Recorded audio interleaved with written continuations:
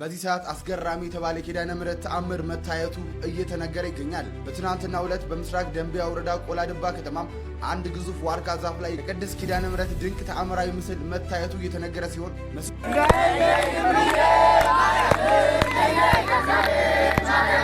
እመቤታችን በዚህ በምትመለከቱት ዋርካ ላይ ድንቅ ተአምሯን ገልጻለች።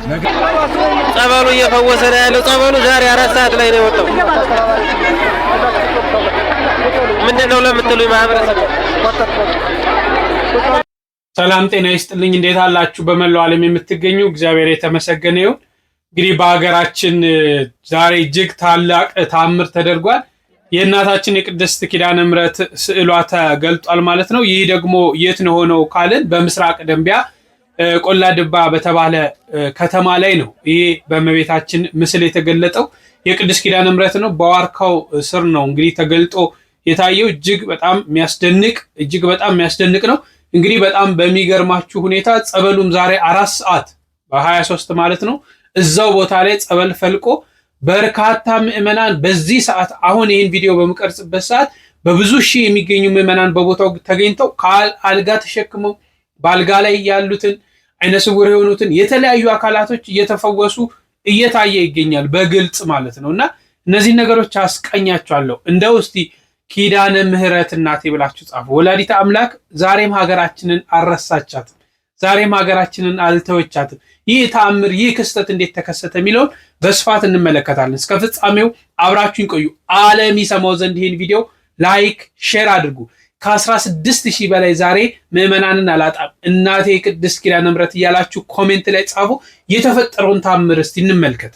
በዚህ ሰዓት አስገራሚ የተባለ ኪዳነ ምሕረት ተአምር መታየቱ እየተነገረ ይገኛል። በትናንትናው ዕለት በምስራቅ ደንቢያ ወረዳ ቆላድባ ከተማም አንድ ግዙፍ ዋርካ ዛፍ ላይ የቅድስት ኪዳነ ምሕረት ድንቅ ተአምራዊ ምስል መታየቱ እየተነገረ ሲሆን ምስሉም እንግዲህ ታየው አንድ በከተማው መሃል ላይ በሚገኝ ግዙፍ ዋርካ ላይ ሲሆን ዋርካውም እንግዲህ ከኮሪደር ልማት ጋር በተገናኘ እንዲቆረጥ ትዕዛዝ ሰጥቶ ነበረ። እናም የቀን ሰራተኞች ዋርካውን ለመቁረጥ ቀኑን ሙሉ ሲታገሉ ዋርካውን ለመቁረጥ እንግዲህ ሲጠቀሙባቸው የነበሩ የተለያዩ አይነት መቁረጫ ማሽኖች እየተሰበረባቸው ዋርካው አልቆርጥ እንዳላቸውና ቀኑን ሙሉ ሞክረው ሲያቅታቸው ነገሩ አልሆነም በማለት ዋርካውን ጥለው ይሄዳሉ። ታዲያ ከዚህ በኋላ ነበር ይህ ተአምር የተፈጠረው። ከላይ እንግዲህ በምስሉ ላይ እንደምትመለከቱት የቅድስት ኪዳነ ምሕረት ምስል በዋርካው ዛፍ ላይ ታይተዋል። ይህንን ተአምር እንግዲህ በርካቶች በቦታው በመገኘት እንግዲህ በስልካቸው ሲቀርጹ እንዲሁም ደግሞ ተአምሩን የሰሙ ከተለያዩ አካባቢ ላይ የሚኖሩ ሰዎች በቦታው በመገኘት ተአምሩን እየተመለከቱት ይገኛሉ። ይህንን ጉዳይ እንዴት አያችሁ? ሀሳባችሁን ኮሜንት ላይ ጻፉልን። ፎሎ ማድረግ ቤተሰብ ይሁኑ። የእመቤታችን ተአምር ለማያምኑ ይህንን ቪዲዮ ሼር አድርጉላቸው፣ ደውለው ያረጋግጡ። ነገሩ እንዲህ ነው። ታኅሳስ 22 ቀን 2018 ዓ.ም በምስራቅ ደንቢያ ወረዳ ቆላድባ ከተማ የከተማው እምብርት ተብሎ በሚጠራው አካባቢ በአንድ ግዙፍ ዋርካ ዛፍ ላይ የቅድስት ኪዳነ ምሕረት ድንቅ ተአምር ምስል መታየቱ ተሰማ። ክስተቱን ለየት የሚያደርገውና የብዙዎችን ትኩረት የሳበው ቀደም ብሎ የነበረው ሁኔታ ነው። በከተማዋ እየተከናወነ ባለው የኮሪደር ልማት ምክንያት በአስፓልቱ ዳር የሚገኘው ይህ ዋርካ እንዲቆረጥ ታቅዶ ነበረ። ሆኖም ግን በቀን ስራው ተጀምሮ ዋርካውን ለመቁረጥ ሙከራ ቢደረግም ለመቁረጫ የሚያገለግሉ ቁሳቁሶች በተደጋጋሚ የተሰበሩ ስራውን ማከናወን አልተቻለም። ሰራተኞቹ ነገሩ አልሆናለ በማለት ትተውት በሄዱት ጥቂት ሰዓታት ሳይሞላ አመሻሽ ላይ በዋርካው አካል ላይ የኪዳነ ምሕረት ድንቅ ምስል ተገልጦ ይታያል። በአሁኑ ሰዓት የከተማው ሕዝብና በአካባቢው የመጡ ምዕመናን በቦታው ተገኝተው ይህንን ድንቅ ታምር እየተመለከቱ ይገኛሉ። ይህ እግዚአብሔር ስራ እንጂ የሰው አይደለም በሚል ምስክርነትን እየሰጡ ነው። ዛፉ ሊቆረጥ ሲል መሳሪያው አልሰራም ማለቱ የነገሩን ድንቅነት ያሳያል። አሁን ደግሞ ይሄው እናታችን ተገለጠች የሚሉ የቆላድባ ከተማ ነዋሪዎች በርክተዋል። የሌሎች እምነት ተከታዮችም ተረት ወይስ እውነት የሚለውን ለማረጋገጥ ቦታው ላይ እንደተገኙ ተነግሯል። ይህንን ታምር ሼር ሳታደርጉ በፍጹም እንዳታልፉ።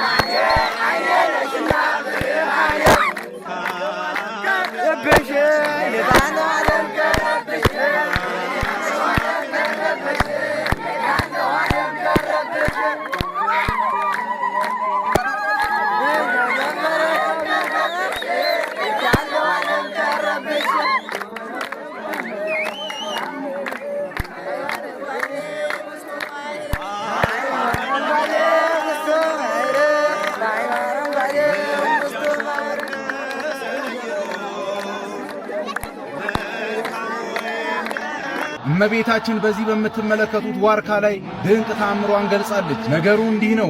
አስቀድማችሁ ግን ለእመቤታችን ስም ክብርና ፍቅር ያላችሁ ሁሉ በኮሜንት እየገባችሁ ኪዳነ ምሕረት እያላችሁ ይህን ተአምር ለዓለም ንገሩ። ቪዲዮውንም አብዝታችሁ ኮፒ ሊንክ ሪፖስት እያደረጋችሁ ክብርና ገናንነቷን ለዓለም ሁሉ ንገሩ። ይህ የምትመለከቱት ዋርካ ቁላዱባ ተብሎ በሚጠራ አካባቢ ለኮሪደር ልማት ሊጠረግ በግሬደርም ተጠርጎ ሊነሳ ይሞከራል። ነገር ግን ብዙ ማሽኖች መጥተው ቢገፉት፣ ብዙ ማሽኖች ሊጥሩት ቢሞክሩም ይህ ዛፍ ፈጽሞ የማይደፈር የማይነቃነቅም ሆኖ ተገኝቷል። ይህስ እንደምንድን ነው ብለው የተዉት እኚህ ሰዎች ማታም በሆነ ጊዜ እንደምትመለከቱት የእናታችን የኪዳነ ምሕረት ምስል በዚህ ልክ አብርቶና አሸብርቆ በዋርካው ላይ ታይቷል። የእመቤታችን ክብር በምድራችን ሁሉ ይብራላለው።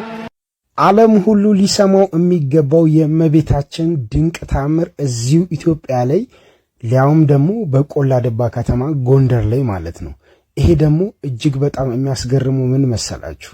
እንግዲህ በምስራቅ ደንቢያ ወረዳ አላ በቆላ ድባ ከተማ ላይ በኮሪደር ምክንያት ማለት ነው አንዲት ከአስፋልት ዳር ያለችን ዋርካ ቀን ሙሉ እንግዲህ የኮሪደር ሰራተኞች በቼንቶ ሞከሩ፣ በመጋዝ ሞከሩ፣ ሊቆርጡት አልቻሉም ማለት ነው። በስተመጨረሻም እንግዲህ እንዳለ የሞከሩበት ማቴሪያል እየተሰባበረባቸው ያስቸግራቸዋል።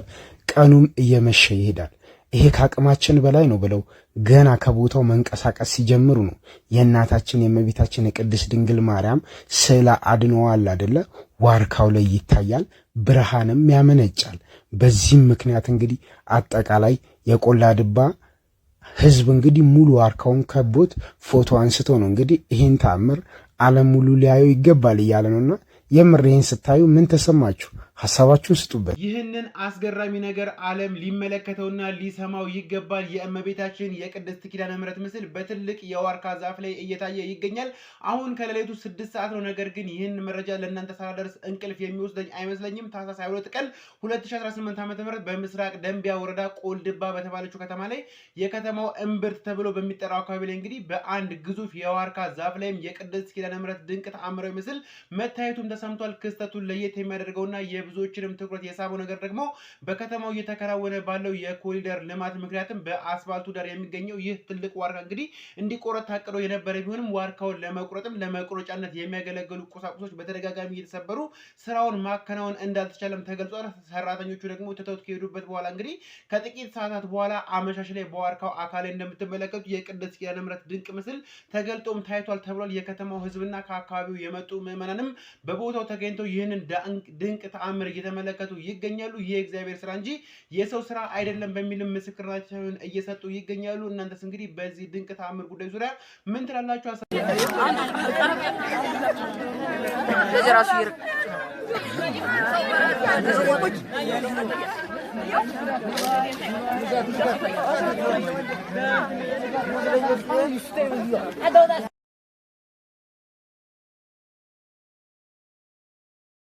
የኪዳነ ምሕረት ምስለ ስዕል በዛሬው ዕለት መታየቱ ተሰምቷል። ድርጊቱ የተፈጸመው ዛሬ ታኅሳስ 22 በአማራ ክልል በጎንደር ቆላ ድባ አካባቢ ሲሆን ምስለ ስዕሉ የተፈጠረው ከምትመለከቱት ዛፍ ላይ ሲሆን ከምስለ ስዕሉ ላይ የሚበራ ሻማ የመሰለ ቀይ መብራት እንዳለም የዓይን እማኞች ተናግረዋል። ህዝብ ጎርፍ ሆኖ ክስተቱን በአካል የተመለከቱት ሲሆን ይህን መረጃ በርካቶች እያዘዋወሩት ይገኛሉ። ስፍራው ስልክ ደውዬ ያነጋገርኩት አንድ ግለሰብ ክስተቱ እውነት እንደሆነና እሱም በአካል ተገኝቶ እንደተመለከተው ነግሮኛል። በቦታው የነበራችሁ ሰዎች ሀሳባችሁን አጋሩ። በዚሁ አጋጣሚ የቲክቶክ አካውንት መግዛት የምትፈልጉ በርካታ አካውንቶች እየገቡ ይገኛሉ። መግዛት ትችላላችሁ። በውስጥ አውሩኝ፣ ፎሎ እያደረጋችሁ ቤተሰቡ ነው።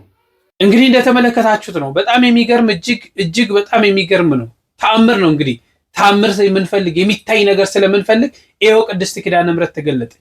ይታያችሁ መንገዱ እንግዲህ በኮሪደር ልማት ያ ዋርካ ሊቆረጥ ሲል እንግዲህ ዋርካው መቁረጥ አቅቷቸው ሲመላለሱ ምን ሲሉ መቁረጥ አቅቷቸው ይልቅ የሚቆርጡባቸው መሳሪያዎች እየተሰበሩ ተቸግረው ትተው ሲሄዱ ይቺ የእመቤታችን የቅድስት ኪዳነ ምሕረት ምስሏ እዚህ ዋርካ ላይ ተገልጦ አየን ማለት ነው። ይሄ ታዲያ ተአምር አይደለም? ይሄ ዛሬ ኪዳነ ምሕረት ከኛ ጋር እንዳለች፣ ዛሬ ወላዲተ አምላክ እንዳልተወችን፣ ዛሬ ይቺ ኢትዮጵያ የአስራት ሀገሯ እንደሆነች አወቃችሁ፣ ተረዳችሁ? በየጊዜው በየተለያየ ቦታ እንግዲህ ምልክት ይታያል። በደብረ ዘይት ታስታውሳላችሁ፣ የእመቤታችን የቅድስት ኪዳነ ምሕረት ስዕል በጉልላቱ ላይ በርካታ የእስልምና እምነት ተከታዮች አይተው ሲመሰክሩ፣ ዛሬ ደግሞ በግልጽ በገሃድ በእንዲህ አይነት ሁኔታ ያውም ስዕሏ ሻማ ሁሉ አለው በግልጽ የታየ ማለት ነው። ይሄ ሚካድ ድራማ ነው ፖለቲካችሁን ጀመራችሁ የሚባል አይደለም። በአካባቢው ያለ በዛ ቦታ ያለ ሰው የሚመሰክረው ነው። እኛም አይተን የምንመሰክረው ነው። ቪዲዮ ማንም የሚመሰክረው ነው። ወላዲተ አምላክ ሀገሩን አልተወችም። እኛ ሸሸን፣ እኛ ራቅን፣ እኛ ከሷ ወጣን እንጂ ዛሬ ተባላን እርስ በርስ በዘረኝነቱ በተለያየ ነገር ከእግዚአብሔር ሸሽተን እግዚአብሔር የሚጠላውን ነገር ኃጢአት የሆኑ ነገሮችን ራሳችን ላይ አነገስን እንጂ ይሄው በጣም የሚገርማችሁ የሚደንቃችሁ ደግሞ እንግዲህ ዛሬ 23 ነው። 4 ሰዓት ጸበሉ እዛው ቦታው ላይ ጸበሉ ፈልቆ በርካታ ምዕመናን ተገኝተው ፈውስ እያገኙ ነው። እዩ ጸበሉ እየፈወሰ ነው ያለው። ጸበሉ ዛሬ 4 ሰዓት ላይ ነው የወጣው። ምንድነው ለምትሉኝ ማህበረሰብ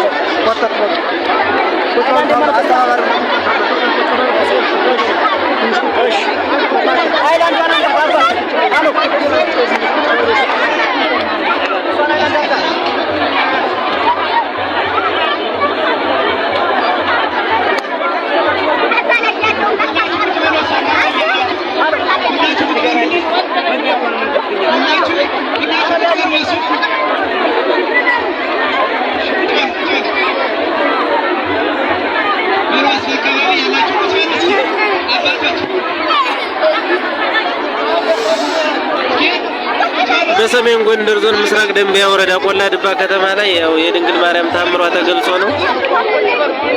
በመጀመሪያ ስዕል አድኖ ከዛፉ ላይ ታየ፣ ሻማም ነበረበት ይላሉ መጀመሪያ ያዩት ሰዎች። ዛሬ ደግሞ 22 ለ23 ጸበሉ 4 ሰዓት ላይ ፈነዳና በራሱ ሲወርድ ይታያል። የምታዩት ነው። ማህበረሰቡ አሁን ከቦት ነው ያለው። ጸበሉን ለማሳየት አልተቻለም። ሰው እዛ ላይ እንትን እያለ ነው ያለውና አንካሶች እየዳኑ ነው ያሉት። አይነ ስውራን አይናቸው እየበራ ነው ያለው። የሚገርም ታምር ነው ያየነው። የሚገርም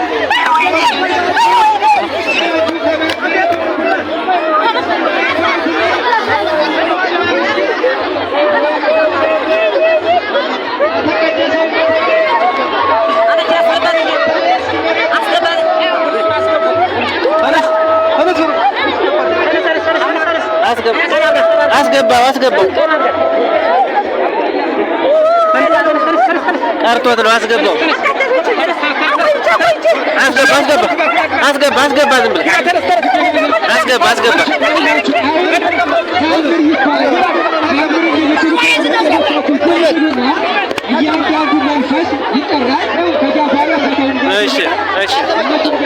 እሺ አይባትም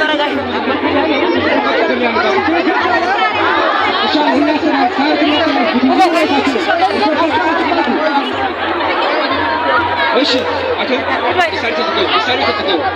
እሺ በውነሽ ተተወጣ በውነሽ መንፈስ ካለ ወደትና በውነሽ አለ በውነሽ ገበታች የድግምት ያለ ወደዚህ በጣም ተችዳሪ ወሰድ አለበትና በውነሽ አለ በውነሽ አሜን አላ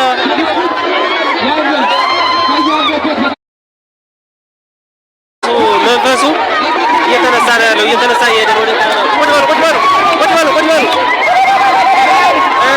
እንደምታዩት ነው። ቁጭ በሉ እስኪ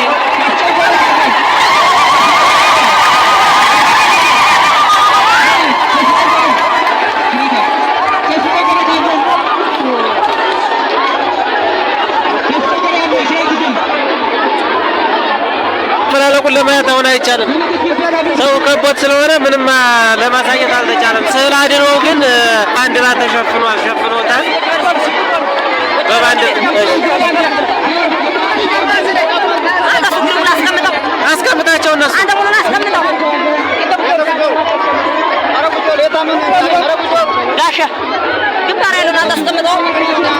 በጣም የሚገርም ነው። በርካታ ምዕመናን በተለይ በዚህ አካባቢ የሚገኙ በቆላ ድባ ከተማ አካባቢ የሚገኙ ምዕመናን እንዳለ ጎርፈው እዛ ነው ያሉት።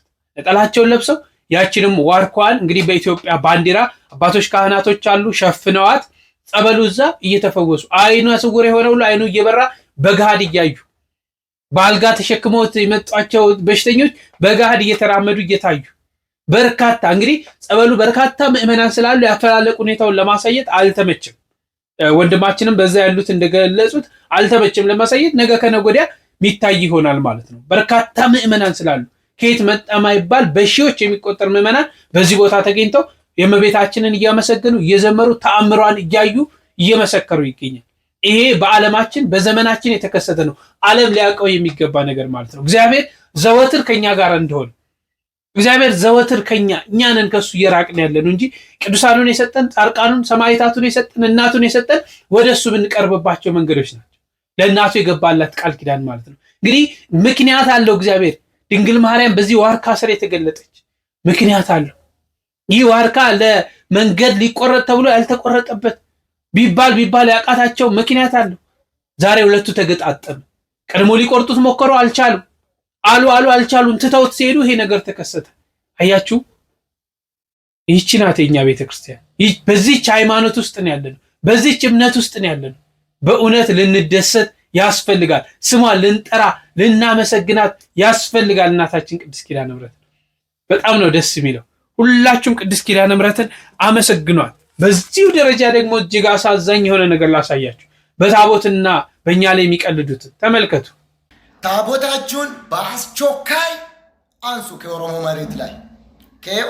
መሬት ላይ እናንተ ታቦት ምን ይሰራል ነው? ይዛችሁ ጎንደሬና ጎጀም ግቡ፣ ተመለሱ ወደ ቤታችሁ። የኦሮሞ መሬት እኮ አባት አላት እኮ።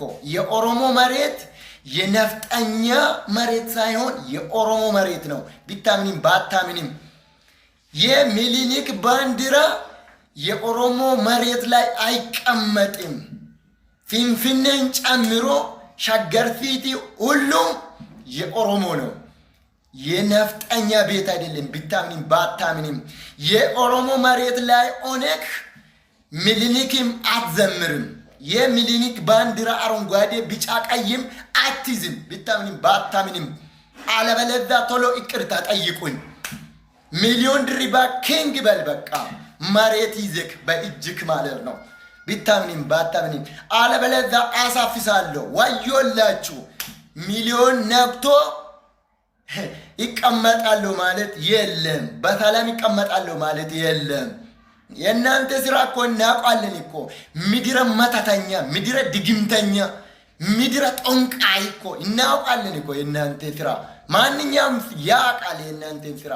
ከክፍለ ሀገር እኮ ከጎጀምና ጎንደር ሰው ገላችሁ ነው መጣችሁ እኮ።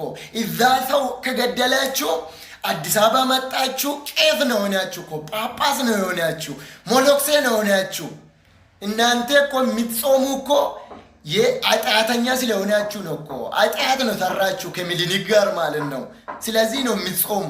ኦሮሞ ደግሞ ማንን ገሎ ነው የሚጾም? ደግሞ ማንን ገሎ ነው ኦሮሞ የሚጾም?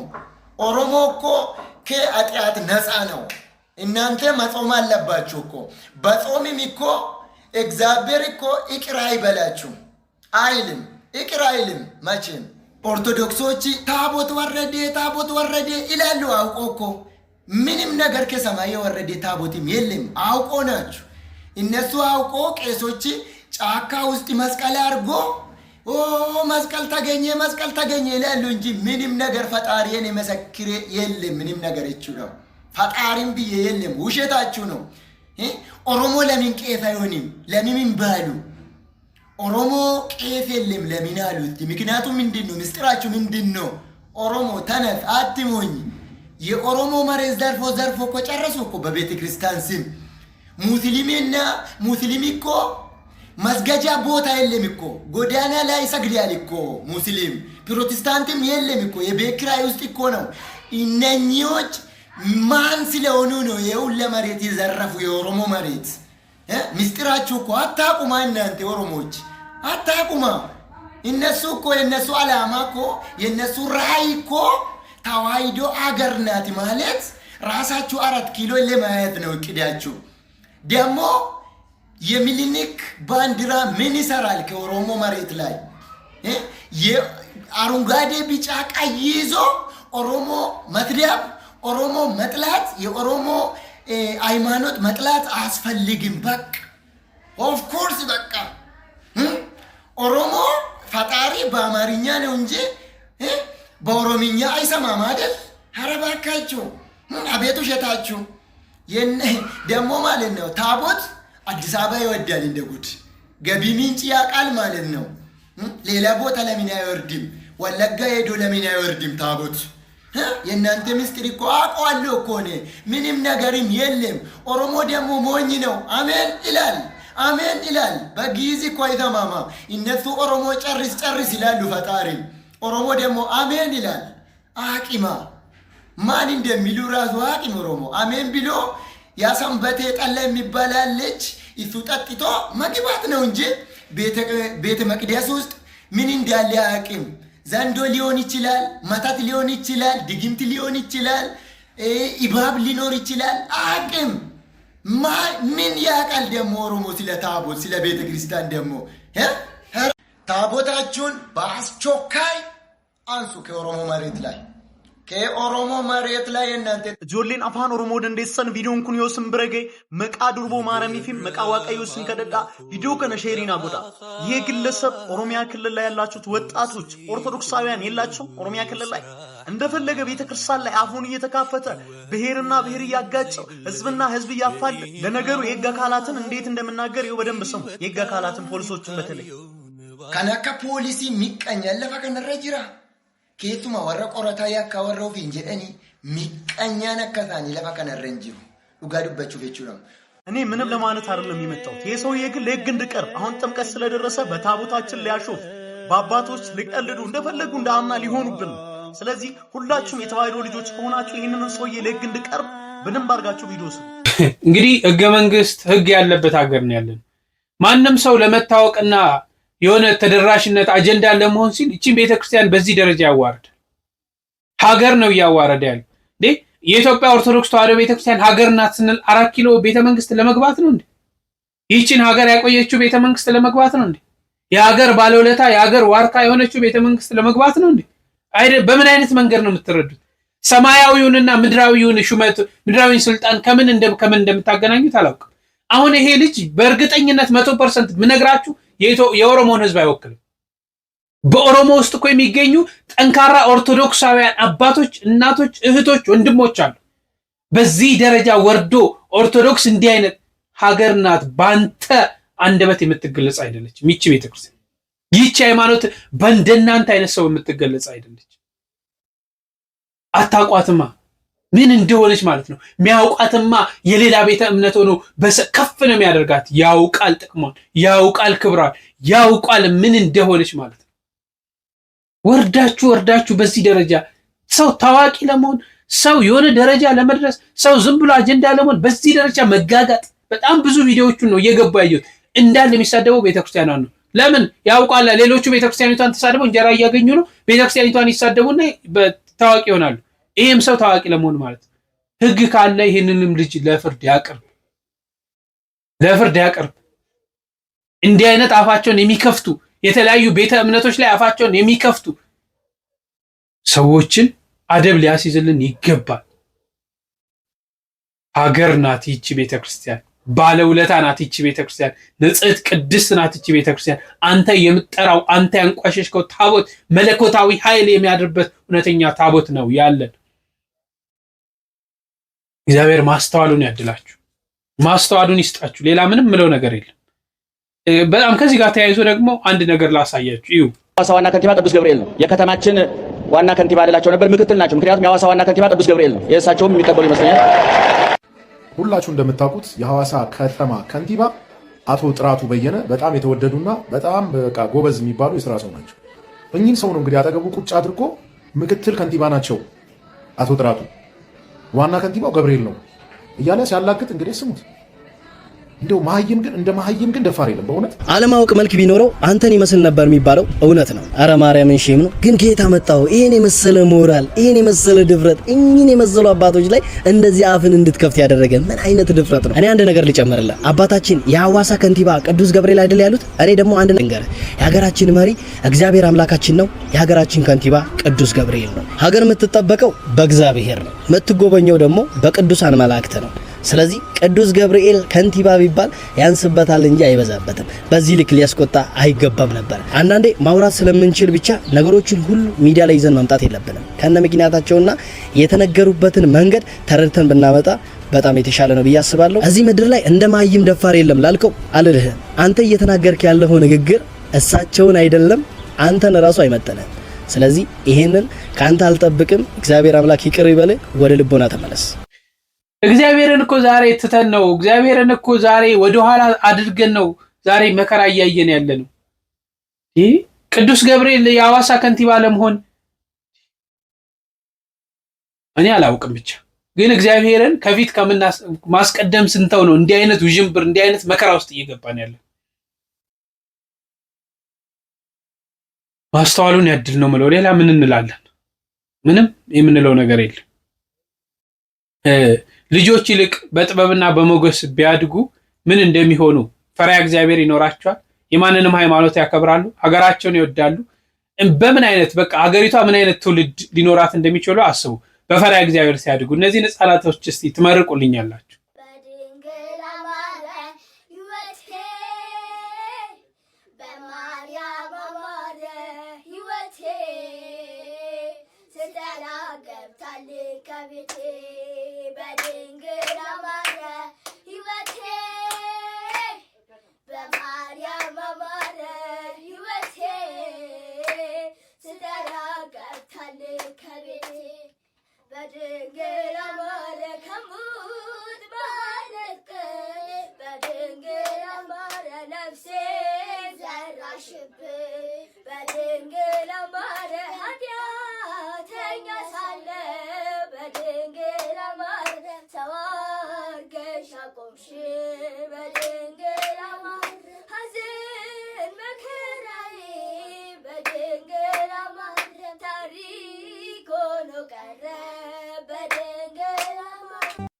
በእውነት እግዚአብሔር በጥበብና በሞገስ ያሳድጋችሁ። ሌላ ምን ማለት ይቻላል? እግዚአብሔር በጥበብ በሞገስ ያሳድጋችሁ። በእውነት እነዚህን የወለዱ እናቶች ምን ያህል እድለኛ ናቸው። በጣም ደስ ይላል። ልጅ እንደዚህ በለጋነቱ እድሜ እግዚአብሔርን ሲያመሰግን ከቤቱ አይወጣም እኮ ወደ አልባሌ ወደ አላስፈላጊ ቦታ አይገባም። ልጆቻችንን እባካችሁ በቤተ እግዚአብሔር እናሳድጋቸው።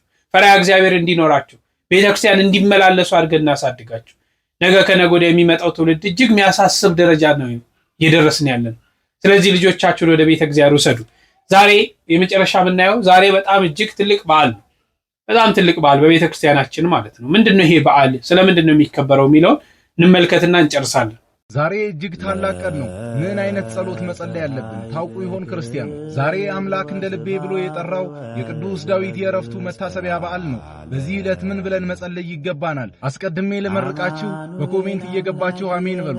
አሜን ላላችሁ ይሁንላችሁ፣ ይደረግላችሁ። የቻላችሁትን ያክል ኮፒ ሊንክ በማድረግም ለሁሉም ክርስቲያኖች አድርሱልኝ። ለዳዊት ጽኑ ልብን የሰጠ እግዚአብሔር ለእናንተም ጽኑ ልብንና አስተዋይ ልቦናን እግዚአብሔር ያድላችሁ ይስጣችሁ። ዛሬ ምን መጸለይ ያለብን? በገብርኤል መታሰቢያ በዓል ዕለት ድርሳነ ገብርኤልን እንደምንደግም፣ በሚካኤል መታሰቢያ በዓል ዕለት ድርሳነ ሚካኤልን እንደምንደግም ዛሬም ታላቅ የሆነው ነቢይ የቅዱስ ዳዊት የዕረፍቱ መታሰቢያ በዓል ነውና መዝሙረ ዳዊትን አብዝተን ልንጸልይ ይገባል። ጊዜ እንኳን ባይኖራችሁ ጊዜ ቢያጥራችሁ መዝሙረ ዳዊት ምዕራፍ 62ን፣ መዝሙረ ዳዊት ምዕራፍ 23ን፣ ምዕራፍ 24ን ጸልዩ።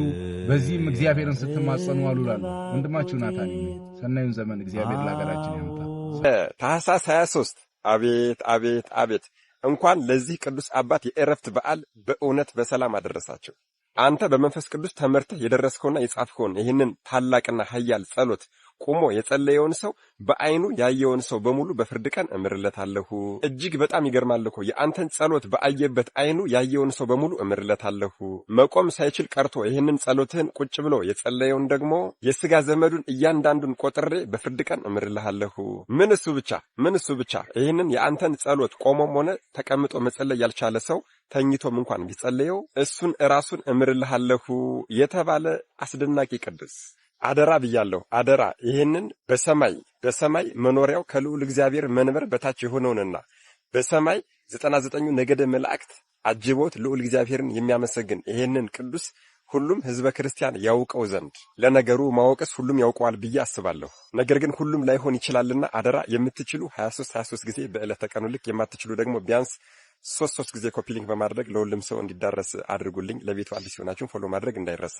ነገ ታኅሳስ 23 አቤት አቤት አቤት! እጅግ በጣም ይገርማል እኮ ወገኖች። ይህን ቅዱስ የምናውቀው የሚመስለን ነገር ግን በደንብ ያላወቅነው በቅድስት ቤተክርስቲያናችን ሁሌም ቢሆን በእየቀኑ በጧትም በማልትም በሌሊትም በደስታም ይሁን በሐዘን ሁሌም ቢሆን ስሙ የሚጠራ እርሱ በመንፈስ ቅዱስ ተመርቶ ይህንን የደረሰልንን ድንቅ የሆነ ጸሎት ስንጸልይ ፍቅር ለሌለን ፍቅርን፣ ሰላም ለሌለን ሰላምን፣ ጤና ለሌለን ጤናን፣ ተስፋ ለሌለን ተስፋን፣ መንገዱ አቅጣጫው ለጠፋን ደግሞ መንገዱን፣ እምነት ለሌለን እምነትን፣ ክብር ለሌለን ክብርን፣ ሞገስ ለሌለን ሞገስን፣ የእግዚአብሔር ጸጋ ለሌለንና የእግዚአብሔርን ጸጋ ላላወቅን ደግሞ የእግዚአብሔርን ጸጋ የሚያሰጠን እንዲሁም ደግሞ ዕውቀትን ልቦናንና ማስተዋልን የሚያሰጠን በተጨማሪም ደግሞ የዚህችን ዓለም ከዕለተ ፍጥረት ጀምሮ እስከ ዕለተ ምጽአት ድረስ ያለውን ሁኔታ የሚያስረዳንና የሚገልጽልን የቤተ ክርስቲያናችንን ታላቅ የሆነውን ጸሎት የደረሰልን ቅዱስ አባት እርሱ በመንፈስ ቅዱስ ተመርቶ የደረሰልንን ይህንን አስደናቂና ኃያል ጸሎት ስንጸልይ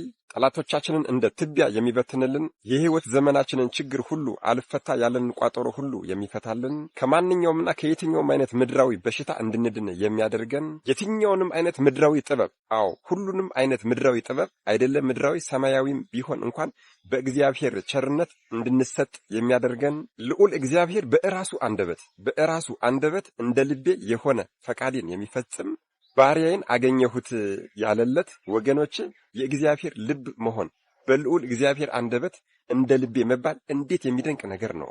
በዚህም የተነሳ የክብር ክብር፣ የምስጋናም ምስጋና፣ የውዳሴም ውዳሴ በጸጋ የሚገባው 7 ሀብታት ከልዑል እግዚአብሔር የተሰጡት አስደናቂ ቅዱስ አባት። እነዚህ 7 ሀብታትም ሀብተ ትንቢት፣ ሀብተ መንግስት፣ ሀብተ ክህነት፣ ሀብተ በገና ወይም ደግሞ ሀብተ መዝሙር፣ ሀብተ ፈውስ፣ ሀብተ መዊዕ ወይም ደግሞ ድል መንሳት እንዲሁም ደግሞ ሀብተ ኃይል ናቸው።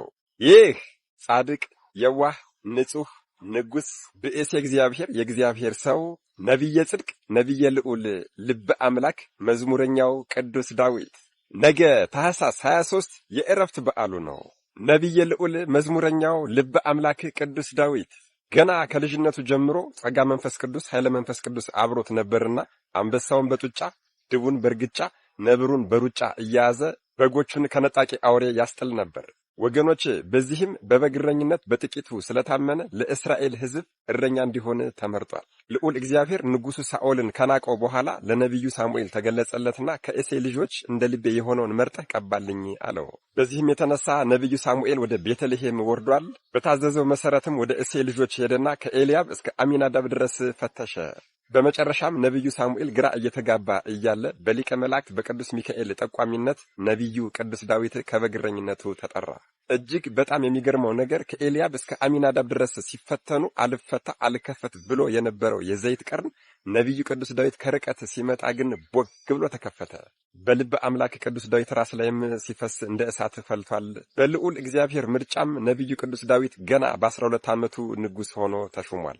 ታዲያ ወዲያው እንደነገሰም ኢሎፍላውያን በእስራኤላውያን ላይ በጣም በሰለጠኑባቸውና ባስቸገሯቸው ጊዜ ጎልያድ የተባለ ጦረኛን ተመክተው በእስራኤላውያን ላይ ለ40 ቀናት ያክል ሰልጥነውባቸው ነበር። ታዲያ ለአምላኩ ክብርና ስም የሚቀና ቅዱስ ዳዊት ግን በድፍረት ወደ ውጊያ ሜዳው በመሄድ በጠጠር በአንዲት ጠጠር ጎልያድን መጥቶ ድል ነስቶታል። ይሄ ቅዱስ ከዚህ በኋላ በመሾም በመሸለም ፈንታ ብዙ መከራዎች ደርሰውበታል፣ አሳደውታል። ነገር ግን ልዑል እግዚአብሔር ከእርሱ ጋር ስለነበረ አንዳች ነገር አልደረሰበትም። በመጨረሻም ንጉሡ ሳኦል ሲሞትና የስደት ዘመኑ ሲፈጸም በ30 ዓመቱ ንጉሥ ሆኖ ተሹሟል። ከዚያም በኬብሮን ለ7 ዓመታት በኢየሩሳሌም ወይም ደግሞ በጽዮን ለ33 ዓመታት በመቀመጥ ሕዝበ እግዚአብሔርን መርቷል። የዚህ ቅዱስና ንጉሥ አባታችን ሕይወቱ በሙሉ ለእኛ ለሕዝበ ክርስቲያኖች ትልቅ ትምህርት ነው። ኃጢአትን በሠራ በደልን በፈጸመ ጊዜ እንኳን ልብሰ ንግሥናውን አውልቆ በራሱ ላይ አመድ ትቢያ ነስንሶ ሰውነቱ ሐረግ እስከሚያበቅል ድረስ ይጸጸትና ያለቅስ ነበር። በዚህም የተነሳ ንስሐ መጸጸት ዋጋዋ ምን ያህል ትልቅ እንደሆነ የንስሐንም ኃያልነትና የንስሐንም ጸጋ አሳይቶናል። በቤተ ክርስቲያናችን አስተምህሮ የነቢዩ ቅዱስ ዳዊትን ያክል ምስጢር የበዛለትና የተገለጸለት ነቢይ የለም። ስለ መላእክት፣ ስለ ጻድቃን፣ ስለ ሰማዕታት፣ ስለ ደናግል፣ ስለ መነኮሳት፣ ስለ እነዚህ ሁሉ መናገሩ እጅግ በጣም የሚደንቅ ነገር ነው። 24 ሰዓት ሙሉ ስብሐተ እግዚአብሔር እንዳይቋረጥ 288 መዘምራንን በተከታዩ በአሳፍ መሪነት ለቤተ ክርስቲያኑ መድቦ ነበር። እሱም ራሱ ደግሞ አንዳንዴ ብቻውን አንዳንዴ ከነሱ ጋር እየሆነ ልዑል እግዚአብሔርን ማር ማር እያለው ያመሰግን ነበረ። ቃልህ ለጉሮሮ ጣፋጭ ነው ያለኮ ለዚህ ነው ወገኖቼ። እሱ ብቻ ሳይሆን ቅዱሳን መላእክትም እንኳን በሱ ዝማሬ ልዑል እግዚአብሔርን ያመሰግናሉ። ይሄ በልዑል እግዚአብሔር ልበ አምላክ የተባለ ቅዱስ ዳዊት ክብሩ እጅግ በጣም ብዙ ነው። የሐዲስ ኪዳን የመጀመሪያው መጽሐፍ እንኳን ሲጀምር የዳዊት ልጅ ብሎ ይጀምራል። አይገርማችሁም? መድኃኔ ዓለም ኢየሱስ ክርስቶስ ስሙ ሲጠራ በዳዊት እንዲጠራ ፈልጓል መርጧልና ወንጌሉ ሲጀምር የዳዊት ልጅ ብሎ ነው የጀመረው። እንዲያውም እኮ ራሱ ባለቤቱ በራእይ 22 ላይ እኔ የእሴይ ስር ነኝ ብሏል። በጣም ይገርማል። ልበ አምላክ ቅዱስ ዳዊት እስራኤልን ለ40 ዓመታት ከመራ በኋላ አረጀ። እንዴት በዚህ ዕድሜው አረጀ አትሉም? አዎ ቅዱሱ አባታችን ያለ ጊዜ ያረጀው ከገድሉ ብዛት የተነሳ ሰውነቱ ተቀጥቅጦ ስለነበር ነው። አዎ እንዲያውም አንዴ እኮ ለሕዝብ እስራኤል ቤዛ የሆናቸው ዘንድ በቀሳፊ መልአክ ፊት ቀሳፊ መልአክ ሕዝቡን ሊያጠፋ በመጣ ሰዓት ከፊት ለፊት ቆሞ ነበር። በዚህም የተነሳ ለእስራኤል ሕዝብ ቤዛ ሊሆን ብሎ በቀሳፊ መልአክ ፊት በመቆሙ የዕድሜው ግማሹ ተቀንሷል። በመጨረሻም ጊዜው እንደደረሰ በአወቀ ጊዜ ታኅሳስ 23 ቀን ልጁን ጠቢቡ ሰለሞንን አንግሶ ከዚህ ዓለም ሕይወት ተለይቷል ማለት ነው። አሁን ወደ ዋናው ነጥብ መጠናል። ልበ አምላክ መዝሙረኛው ቅዱስ ዳዊት በሰማይ ሕይወቱ እንዴት ነው አትሉም? በሰማይ 99 ነገደ መላእክት ከበውት ልዑል እግዚአብሔርን ያመሰግናል። ከእርሱ የምስጋና ኃይል የተነሳም የሰማያት ግዘፋቸው ይናወጣል። ቅዱሳን በምድር ተጋድሏቸውን ሲጨርሱ የቅዱሳን ነፍሳቸው ከሥጋቸው የምትለየው በልበ አምላክ በመዝሙረኛው ቅዱስ ዳዊት ጣዕም ያለው ዝማሬ እንደሆነ አታውቁም እንዴ? በነገረ ማርያም ትርጓሜ አስተምህሮ ደግሞ የልበ አምላክ የመዝሙረኛው ቅዱስ ዳዊት ቦታው መኖሪያው ከልዑል እግዚአብሔር መንበር ስር ነው። ወገኖቼ እኔ ወራዳና ኃጢአተኛ ትዕቢተኛ የሆንኩኝ ሰው ስለዚህ ቅዱስ አባት ምን ልናገር ምን ልል እችላለሁ? ቅዱሳን አባቶቻችን በተለያየ ጊዜ ስለዚህ ቅዱስ አባት ብዙ ነገር ብለዋል።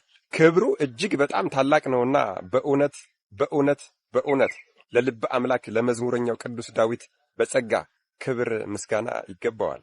አደራ ይህንን ቪዲዮ የምትችሉ 23 ጊዜ የማትችሉ ቢያንስ 3 ጊዜ ኮፒ ሊንክ በማድረግ ለሁሉም ሰው እንዲዳረስ አድርጉልኝ። ለቤቱ አዲስ የሆናችሁ ፎሎ ማድረግ እንዳይረሳ። መድኃኔ ዓለም ኢየሱስ ክርስቶስ ከልበ አምላክ ቅዱስ ዳዊት ከከበረ ቃል ኪዳኑ ከንጹህ አምልኮ በዝቶ ከተተረፈረፈ ጸጋውና ረድኤቱ በረከቱ አይለየን፣ ያሳትፈን። አሜን። ይቆየን። አዎ ጸሎት አድርጉ። ይህ ጸሎት በቆማችሁ ጊዜ ደግሞ ይቺን ምስኪን ሀገራችሁን አስቧት። አምላከ ቅዱስ ዳዊት ይለመነን፣ አምላከ ቅዱስ ዳዊት ይማረን፣ አምላከ ቅዱስ ዳዊት ከክፉ ሁሉ ሁላችንንም ይጠብቀን። ከእናታችን ከቅድስት ኪዳነ ምሕረት በረከትን ረድኤትን ያካፍለን ለማለት እወዳለሁ። በሃይማኖታችን ጸንተን ስጋውን በልተን ደሙን ጠጥተን የመንግስቱ ወራሾች ለመሆን ሁላችንንም ያብቃን እላለሁ። በሌላ መረጃ እስክንገናኝ እጅግ አከብራችኋለሁ። ቸር ቆዩልኝ።